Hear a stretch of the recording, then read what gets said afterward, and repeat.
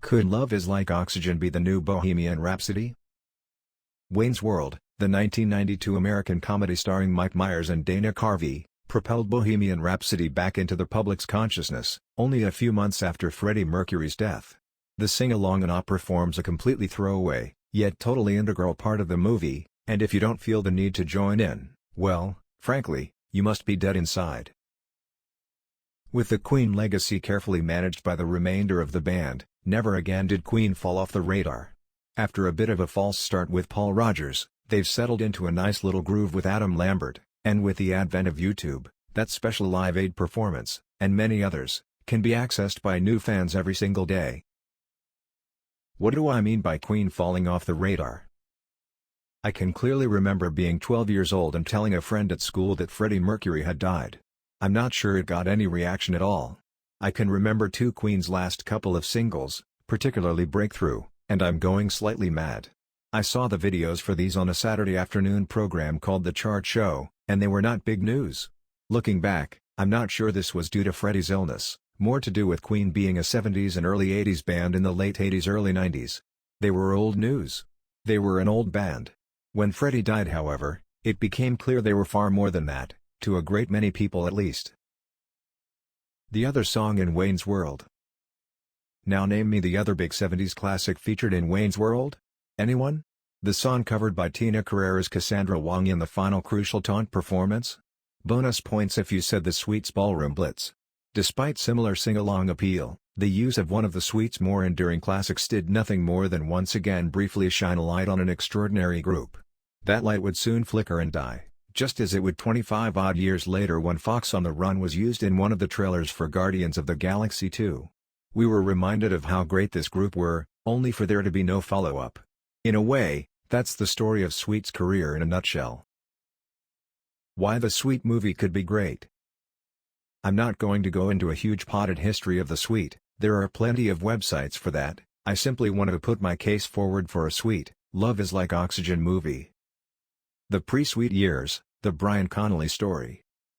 Much like how Bohemian Rhapsody is really a Freddie Mercury movie, Love Is Like Oxygen would really be a Brian Connolly movie. Even before we get to the Sweet years, we have a young man who never learns the identity of his father, and who grows up believing his foster family are his real family. On learning the truth, he changes his name to Connolly and runs away to sea, joining the Merchant Navy, then on his return, sets about making a name for himself on the local music scene. This upbringing, and what Connolly will feel is an underlying lack of identity, will haunt him throughout his life. I'm embellishing the facts here a little bit, but it would be a movie after all, and the bones of the story are true. With a wife in tow, who would become a long-suffering wife, Connolly lugs carpets around by day, while looking for that big break at night. For a number of years, it looks like he will just be another good local singer covering soul classics, until Chinachap and the Sweet. We can fast-forward a little to the emerging group consisting of Brian Connolly, Steve Priest, and Mick Tucker, and open the scene at an audition in late 1970 for a guitarist. Cue the first appearance of an unkempt young man who almost literally blows them away, by blowing a fuse on the amp, Andy Scott. As he is welcomed to the group, now named The Sweet, just for dramatic impact, there must be a look of worry on the face of Brian Connolly, more on that to follow. A chance meeting with two aspiring songwriters, Nicky Chin and Mike Chapman, sees the group finally in the studio singing over some demos. Is this the start of something big? Bubblegum pop. Now we can have a little 3-year montage, carousel of TV appearances, offensive outfits with Nazi uniforms and Hitler mustaches, catchy tunes, and a #1 record with Blockbuster. Behind the scenes, however, the conveyor belt nature of their relationship with Chin and Chapman, along with their desire to record their own harder sound, means something must give. First mention here may be of Connolly's smoking habits, and genuine need for a drink before being able to go on stage, dramatic moment, and The Who. In 1974, and with their name shortened to Sweet, the band's heavier B-sides have been noticed by the older siblings of the group's original fans. Pete Townsend personally asks the group to support The Who at Charlton Athletics football ground, the Valley. It's time to shed those glam rock spangly jumpsuits and really hit the big time. Brian Connolly emerges from a pub, a little merry, and lights a cigarette. In the darkness, He can see some lads jumping on his new Mercedes. Rushing over, he grabs one of them and throws him to one side before squaring off to the others. Beaten by numbers, Brian is knocked to the floor and mercilessly kicked in the throat. As the screen fades to black, we hear one of the lads say, "That should do it." The big chance to reinvent themselves in front of a receptive fan base is gone, and the blame is placed squarely with Brian. He struggles through recording sessions, and must accept his vocal range has been affected forever. His confidence shattered, and feeling he is losing his position as leader of the band to Andy, Brian starts to drink more heavily. Desolation Boulevard. Newly divorced from Chin and Chapman, Sweet released their first self-written and produced single Fox on the Run. Its runaway success, however, only temporarily masks Brian's feelings that they may have made a big mistake in splitting with the geese that laid the golden eggs. For now though, Sweet are back on top, and America is calling. The second 3-year montage is a little sadder. There are arguments, booze, drugs, and a lead singer in Brian Connolly who is losing all control of reality. There are continued hits abroad, but of a more sporadic nature, and at home, they are thought of as an early 70s glam pop act. As Brian again loses his voice on a short tour of Japan, and with his drinking becoming a real problem, is this the end of Sweet? Love is like oxygen. With Brian enjoying himself to excess, we cut to Andy Scott spending all of his time in the studio working tirelessly on a new track for the Level-Headed album. Initial attempts to get Brian to lay off the booze and cigarettes long enough to record half-decent vocals fail so miserably, and the resulting atmosphere is so toxic, Andy refuses to be in the same room as Brian during any more sessions. Arriving early one morning with only Mick Tucker and a sound engineer for company, Brian stubs out his cigarette and takes a deep breath, and cut.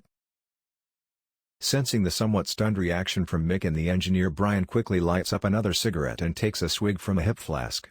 Brian genuinely doesn't know if he still has what it takes. The final cut amazes everyone, and what starts out as a private demo in the studio, morphs into a live performance of Love is Like Oxygen. There is of course only one way for the movie to end, with Brian clutching the microphone with both hands, and singing with beautiful clarity. Time on my side. I got it all. I've heard that pride always comes before a fall. There's a rumor, going round the town, that you don't want me around. I can't shake off my city blues. Every way I turn I lose. Fade to credits. Why leave it there? Personally, I would leave the Sweet movie there for kind of the same reason Bohemian Rhapsody left the Queen story at Live Aid. It's a high point. You know what's going to happen afterwards, but you want to remember them at the top. While Queen went on and made some genuinely good music after 1985, they also remained friends right to the end, and with some good videos for their later work, they stand up to the test of time. Sweet meanwhile fell apart right after Love is Like Oxygen. There was no real follow-up, Connolly left the band, and the single was such a surprise it was often attributed to other bands rather than Sweet. There are no real bespoke music videos to catch them at their best, and sadly, by the time of Love is Like Oxygen, Brian often looks half-cut, and Andy simply annoyed. A series of heart attacks and ensuing nervous condition ruined Connolly by the late 1980s, although he still had it in him to look great, and never lost that something. Suggested track list. This is really just a list of some of my favorite Sweet songs, but in chronological order, so in theory, it could be a track list. Little Willie, Wigwam Bam. Blockbuster. The Ballroom Blitz. The 16s. Fox on the Run. Action. Lorelei. Fever of Love. 4th of July. Anthem No. 1, Lady of the Lake. I'm surprised no one has done some kind of Game of Thrones montage to this tune. And of course, Love is Like Oxygen. Conclusion.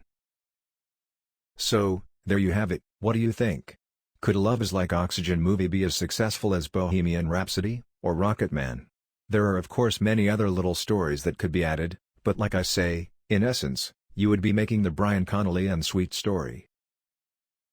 Catch you later.